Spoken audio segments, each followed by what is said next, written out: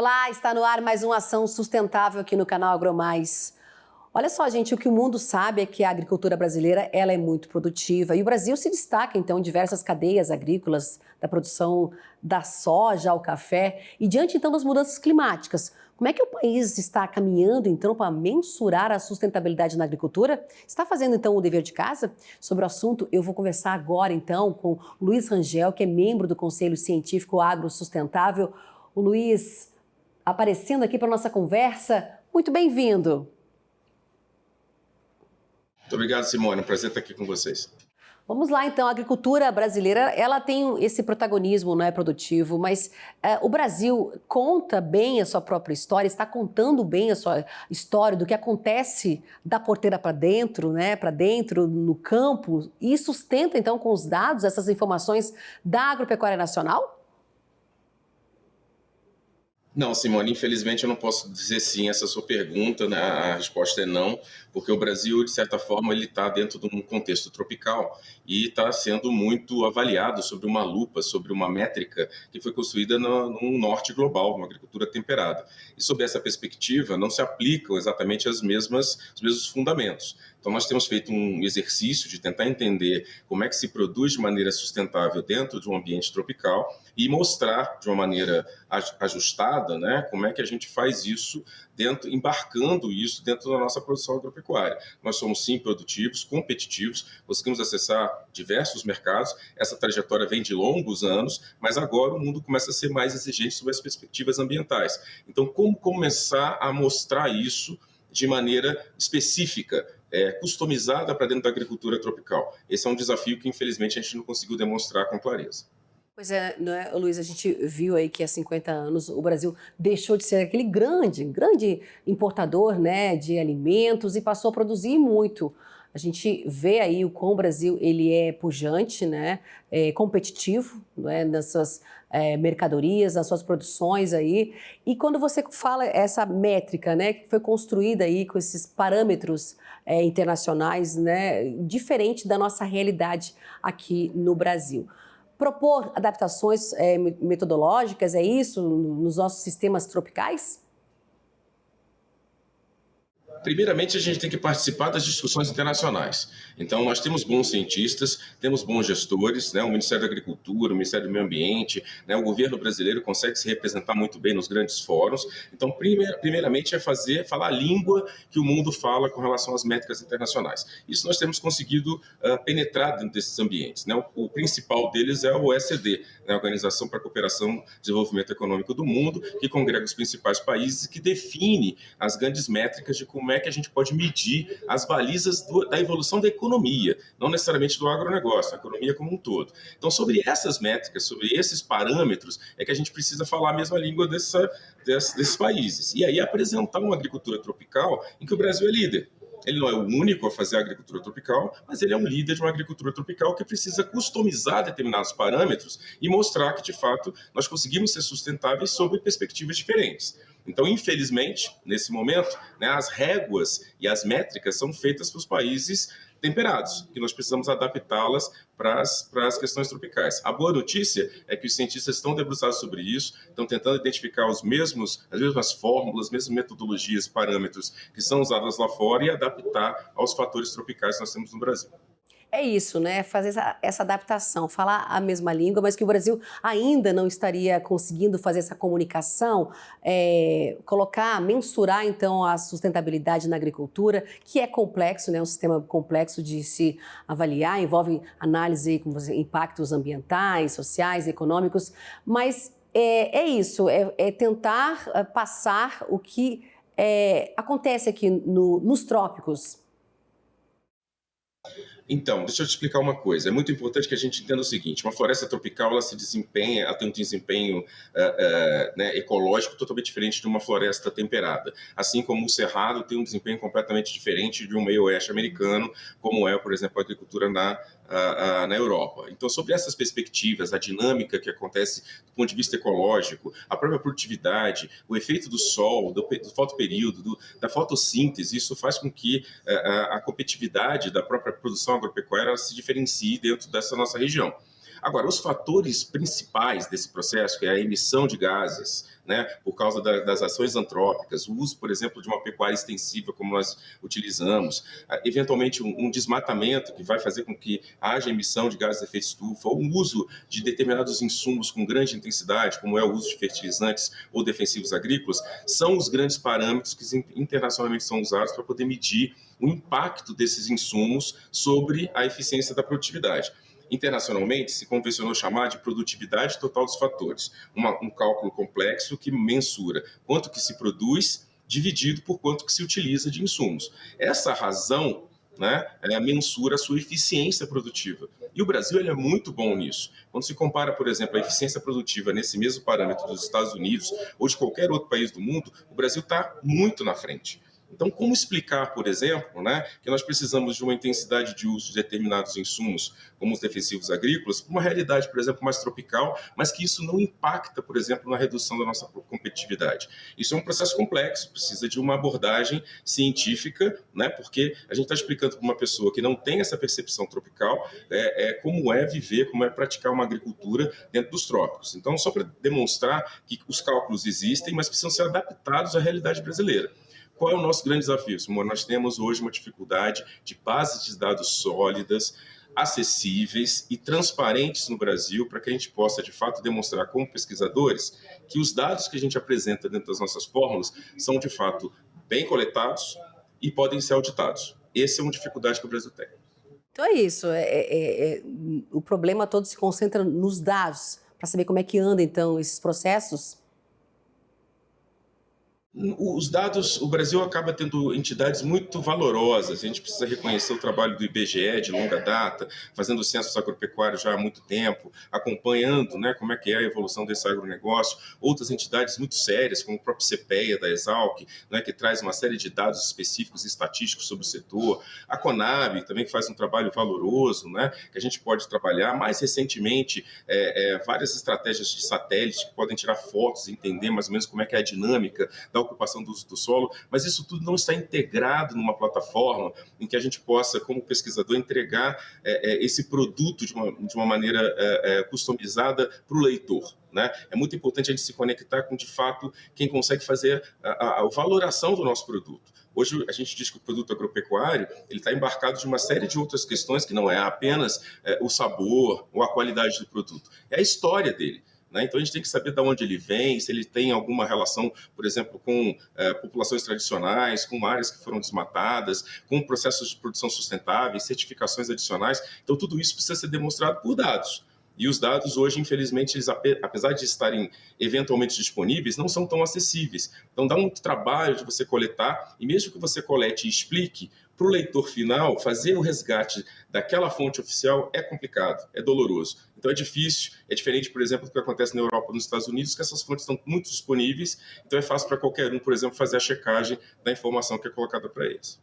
Então tem essas informações, como você citou aí, esses setores importantes, não é? Mas difícil, então, é fazer esse cruzamento, né? Ligar o que um está falando com o outro para passar essa informação no geral, essa conexão, não é? Para mostrar os indicadores do Brasil. Os indicadores, na verdade, são uma soma de variáveis que têm que estar disponíveis e acessíveis para o leitor. E eu sempre falo que ele tem que ser simples e acessível para um leitor comum. Não precisa ser um pesquisador especialista, né, que consegue entender um número complexo. Quando ele é muito complexo, ele não é explicável.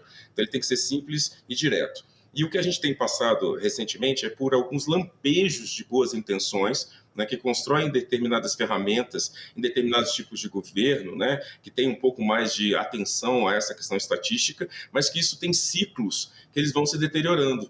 Então, a gente tem que evitar esse tipo de coisa, porque a parte da informação é fundamental. Um país que não conhece a sua realidade, não conhece seu passado, não conhece a sua história, a sua trajetória, tem dificuldade de estabelecer políticas públicas eficientes para poder reconstruir ou redirecionar determinadas questões estratégicas. Isso eu estou falando não só para a agricultura, para todo tipo de política. Então, é muito relevante, né, que a gente tenha uma política transgovernamental, né, de preservação, de geração de bancos de dados, de preservação dessas informações de maneira acessível, para que os pesquisadores possam fazer seus trabalhos e oferecer aos gestores a melhor saída para a política pública. Ô, Luiz, hoje como é que a gente pode colocar em relação a esses dados que você está citando aí, de acesso, em relação ao acesso fácil, médio, difícil, depende da classificação aí de cada um deles? Depende, isso fez parte do meu estudo, né? Nós fizemos um levantamento de uma série de bases de dados que hoje eventualmente estariam disponíveis no Brasil, com classes entre fáceis, médios e difícil acesso. Então, por exemplo, eu vou no fácil, né? Você acaba tendo determinados acessos de informações, por exemplo, sobre a Conab, sobre a produção agropecuária, relativamente fácil. Aí você tem informações sobre água que não são tão fáceis de descobrir, por exemplo, dentro da Agência Nacional de Águas, por mais que ela se esforce, por exemplo, para poder criar uma determinada base. E outras bases, por exemplo, são mais difíceis ainda de acessar. Algumas mais fáceis, por exemplo, terras indígenas, você consegue ter acesso a quais são a delimitação, mas não o detalhe.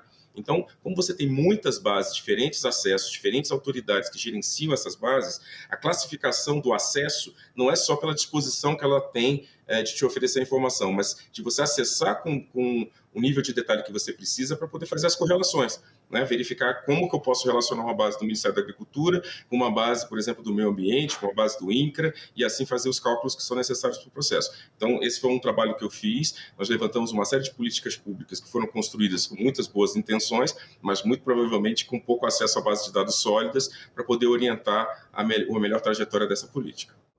Você falando, então, existe essa boa intenção do Brasil, mas falta deixar claro, vamos dizer assim, né, facilitar esse acesso para os entes, os governos, enfim, os países tomar esse conhecimento. E sobre esses indicadores climáticos que você colocou aí na agricultura, você citou aí práticas agrícolas sustentáveis, o uso da terra, cobertura vegetal. Também você colocou no estudo o acesso a seguros, né? Fala pra gente em que patamar que está. Olha, o seguro rural talvez seja uma das questões mais importantes que a gente precise. Por quê? Porque, sob a perspectiva de uma entidade financeira que está fazendo análise de risco de uma atividade que é a céu aberto, nós temos que entender que a fórmula que ele utiliza para mensurar esse risco é muito útil para todas as outras políticas públicas. Então, entender como é que uma seguradora faz cálculos para poder verificar quanto é o preço do seguro de um agricultor de soja, de milho, de trigo, é muito importante para que a gente possa direcionar também o crédito rural, direcionar também, por exemplo, investimentos em infraestrutura, uma série de outras questões. Então, como é difícil, às vezes, ter o detalhe dos dados da SUSEP, né, que é a Superintendência de Seguros do processo, já limita, por exemplo, esse conhecimento profundo de como é que é a base de cálculo do risco da seguradora. Vou dar um outro exemplo. Qual é o parâmetro mais elevado que nós temos hoje internacional do Brasil? São os inventários de gases de efeito estufa que são feitos pelo Ministério da Ciência e Tecnologia, entregue, né, na ONU sobre a perspectiva das emissões do Brasil. Esse é o padrão ouro que a gente fala de informação. Aquela informação é gerada com períodos muito longos de ciclo, e que, infelizmente, a gente não consegue reproduzir em ciclos mais curtos. Para você ver que, mesmo tendo um esforço e uma base de dados disponível, eu não consigo fazer com que esse processo aconteça de uma maneira mais frequente. Tá certo, Luiz. A gente vai fazer um rápido intervalo comercial. Daqui a pouco a gente volta aí para tocar o nosso assunto aqui. Luiz Rangel, membro então, do Conselho Científico do Agro Sustentável. Não sai daí que a gente já está voltando com o nosso Ação Sustentável.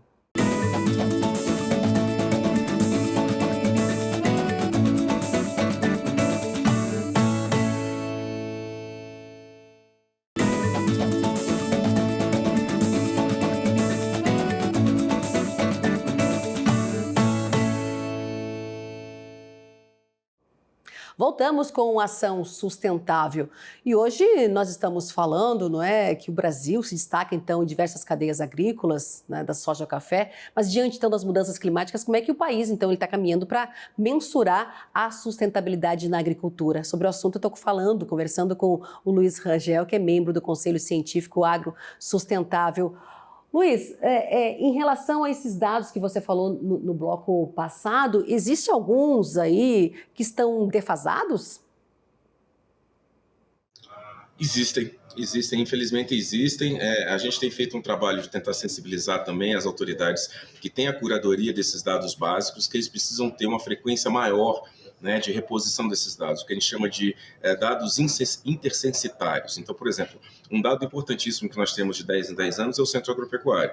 Mas entre 10 anos, muita coisa pode acontecer. Então, esses períodos, né, precisam ter acompanhamentos cíclicos das informações. Por exemplo, a gente faz um trabalho muito intenso de monitoramento do desmatamento. Nesse caso, eu não preciso me preocupar, porque a gente sabe que num determinado recorte, né, consegue ser acompanhado ano a ano sob a perspectiva do que está sendo desmatado, do que não está sendo desmatado, do que está sendo reflorestado. Né? Agora, outras informações eu tenho dificuldade de mensurar. Né? Então, por exemplo, os dados oficiais sobre o tamanho da nossa floresta nativa, né, com os balanços de desmatamento. Isso é feito pelo Serviço Florestal Brasileiro com um interstício de 2 anos. Então, isso já diminui a possibilidade de fazer um determinado cálculo.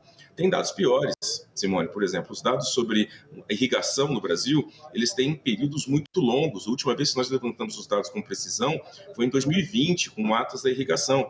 Então, eu tenho dificuldade de mensurar, por exemplo, qual o tamanho e a projeção da área irrigada. Isso tem absolutamente tudo a ver com sustentabilidade, porque você sabe do uso da água, sabe da intensificação produtiva, da melhor produção, por exemplo, em determinada área, sem necessidade de expansão. Um outro dado que eu costumo dizer, que a gente se vangloria muito, né, com muita razão, é o plantio direto. O sistema de plantio direto é um orgulho nacional, nós sabemos que ele é adotado de maneira muito intensa, mas em que nível? Como é que a gente mede a área de plantio direto no Brasil? Não tem uma métrica específica, a gente não consegue tirar uma foto de satélite e dizer com clareza se é uma área de plantio direto ou não é. Então, eu tenho que fazer isso de uma maneira adaptada, né, improvisada ou ajustada, o que a gente chama de proxy, né? Um cálculo aproximado para poder chegar àquele dado. E isso compromete, obviamente, a própria política pública, porque se a gente precisa reduzir as emissões na agropecuária, e uma das formas de reduzir as emissões é aumentar a intensidade do uso do plantio direto, nós precisamos saber exatamente qual é a área real de plantio direto que nós temos. Um outro exemplo, a integração lavoura-pecuária-floresta. A integração é uma ferramenta de produção sustentável importantíssima e nós precisamos saber com um pouco mais de precisão qual é o nível de adoção dessa técnica no Brasil. Sabemos que em alguns lugares se adota mais, outros se adota menos, e ela pode se performar de maneira diferente do ponto de vista de emissões e remoções de carbono, diferente no Cerrado, na Amazônia, no Pampa, né, em diferentes segmentos. Então, ter métricas mais precisas e mais constantes dessas informações é vital. O Brasil ele tem feito um bom trabalho na questão do uso do solo, né, temos algumas bases que a gente consegue juntar, mas nós temos ainda muito espaço a percorrer quando a gente fala de uma agricultura, medir uma agricultura chamada sustentável. Essas dificuldades de mensuração, como você colocou aí, dificultando até, comprometendo as políticas públicas, mas, Luiz, esses dados desatualizados, então, eles poderiam embasar outros países, né, com essas informações desatualizadas, prejudicando, então, a imagem do país lá fora, até mesmo na sustentação técnica, né, internacional, porque a gente tem, né, que vai começar em 2026, a lei europeia, né, antidesmatamento. Diante disso tudo, né, desses fatores que você colocou aí, a gente pode ter um lado negativo para o Brasil? Pode. Dados mal interpretados ou colocados de uma maneira menos precisa podem levar um leitor que tem interesses diferentes naquela informação de fazer as suas argumentações. Eu dou 2 exemplos muito reais para vocês. O Censo Agropecuário de 2017 fez uma mensuração interessante, que existiam aproximadamente 65 mil agricultores orgânicos no Brasil. Tá? Mas os dados do Ministério da Agricultura históricos só demonstravam que nós tínhamos apenas 25 mil no melhor momento do processo. O que acontece? Por que existe uma diferença de 40 mil produtores entre o que foi levantado no Censo Agropecuário e o que foi levantado pelo Ministério da Agricultura? Eu costumo dizer que são as métricas que foram utilizadas. Então, sobre essa perspectiva, a gente pode usar a mesma informação, né? O leitor externo pode ter essa mesma informação. Outro dado importante, nós somos um país que precisa de uso de defensivos agrícolas. Então, o nosso volume de consumo, principalmente de herbicidas, para poder fazer o chamado plantio direto, ele é relativamente alto, mas em função de uma área também muito alta. Então, essa informação sendo usada de uma maneira não adequada, pode parecer que nós somos menos sustentáveis, quando na verdade somos exatamente o contrário. a maioria dos produtos defensivos agrícolas que são usados são vinculados à prática de plantio direto, ou seja, eles têm uma pegada de sustentabilidade muito maior, né, do que aquela pecha ou aquela informação que o leigo tem de que o defensivo agrícola tem uma externalidade negativa. Então, interpretar essa informação de uma maneira tropical, ou seja, a sua perspectiva da agricultura tropical, é fundamental ao apresentar o dado. Senão, você fica sujeito a uma interpretação, muitas vezes com vamos dizer, vieses de interpretação comercial, né, dos países em que a gente tem concorrência. Luiz, eu estava lendo no teu artigo que você citou o Sinagro, né, o Sistema Nacional de Informações Agropecuárias, e também o Observatório da Agropecuária. Falta isso no país, né, colocar um sistema nacional, então, que reúna todas essas informações de tudo que você falou aqui para a gente hoje? Falta demais, Simone. E foi o que eu comentei para você. O problema são esses momentos intergovernamentais, porque sempre existem boas intenções em determinados governos, tentar oferecer o melhor possível, mas com visões muito de curto prazo, sabe? Sempre com 4 anos. A gente precisa ter uma visão de Estado e olhar para as bases agropecuárias, as bases de dados, para a formação de políticas públicas, uma visão histórica, de mais longo prazo, para que a gente possa materializar isso ao longo prazo. O Sinagro foi uma iniciativa interessante de coordenar isso dentro do Ministério da Agricultura, uma plataforma de inteligência de gestão agropecuária, utilizando pessoas que possam pensar os dados e oferecer a oportunidade de construção de captura de novos dados.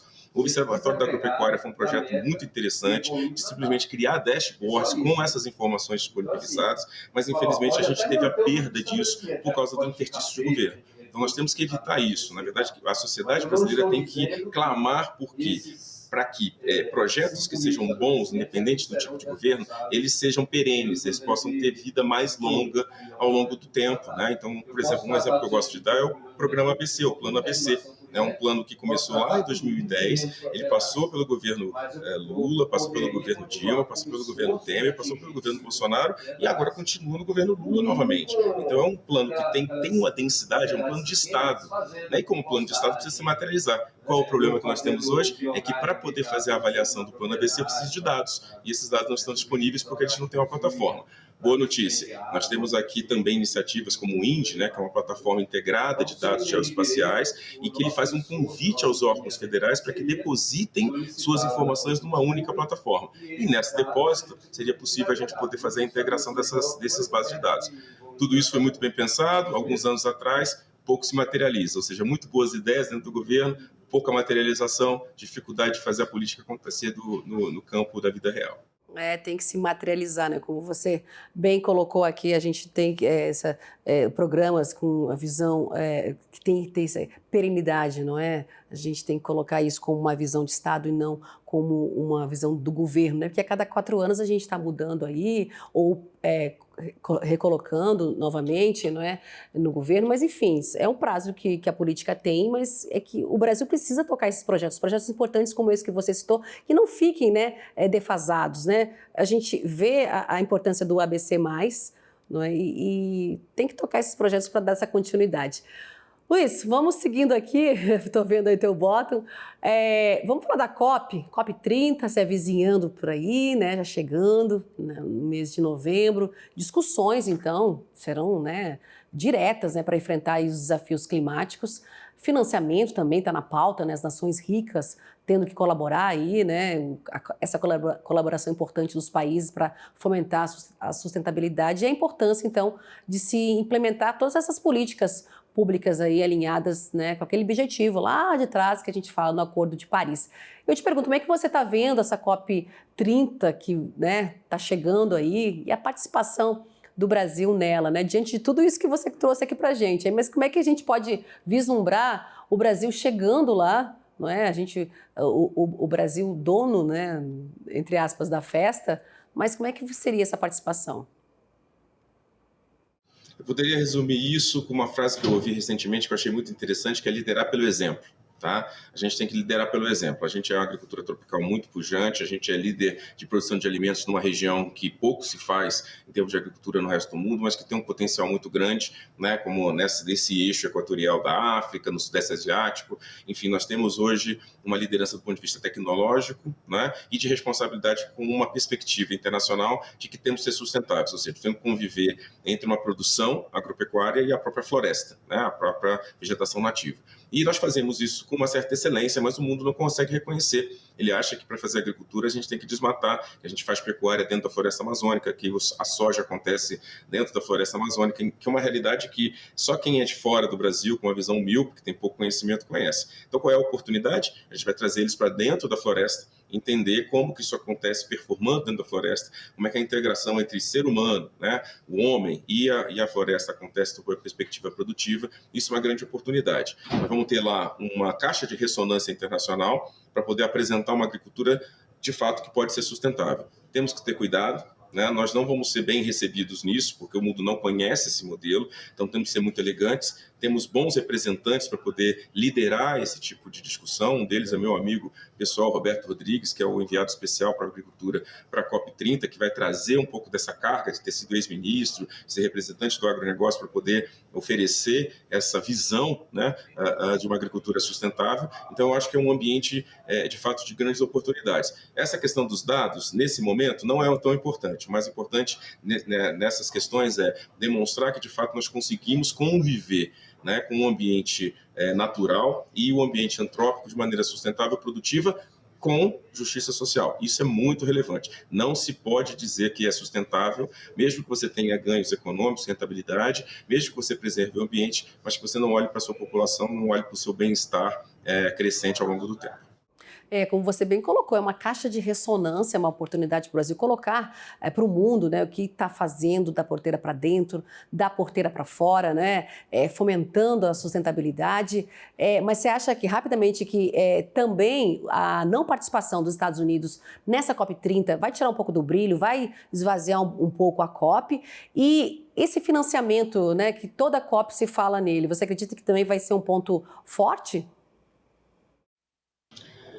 Olha, tudo indica que a COP tem como principal motor a questão de trazer o financiamento para o mundo real, né? Mostrar que, de fato, agora a gente tem que parar de criar novas iniciativas e colocar o que já tem de iniciativa para poder funcionar. Então, eu tenho percebido que na agenda de negociação nós temos limitações para poder avançar, mas na agenda de ação, que é onde a gente consegue botar setor privado, setor público, com os chamados blended finance, né? Que é a oportunidade de você somar recursos públicos com recursos privados e assim incentivar o processo de financiamento. Eu acho que esse é o caminho que está se avizinhando e eu acho que essa é a COP disso. Sobre os Estados Unidos, eu queria dizer o seguinte: os Estados Unidos é muito grande, ele realmente faz a diferença na balança global nesse processo, ele tem essa perspectiva do presidente Trump, mas a gente tem que lembrar que nos Estados Unidos, 3 grandes estados têm políticas específicas do ponto de vista ambiental que sozinhos já fazem mais do que muitos países do mundo. A Califórnia, Nova York e o Texas. E as políticas específicas do ponto de vista ambiental desses estados, elas podem dizer muito mais, né, do que vamos dizer assim, a abordagem única do próprio presidente Trump sobre essa perspectiva. Dito isso, eu digo o seguinte: a festa sem os Estados Unidos vai ficar incompleta, mas a gente vai conseguir fazer. Com certeza, Luiz Rangel, membro do Conselho Científico Agro Sustentável, nosso convidado hoje aqui do nosso programa. Luiz, muito obrigada pela sua conversa tão esclarecedora aqui para a gente, para o nosso público. Vamos seguindo aqui, né, acompanhando como é que vai ser essa COP. E com certeza eu acho que a gente vai voltar a falar com você, viu? Muito obrigada desde já. Eu que agradeço, estou sempre à disposição. Um abraço para vocês.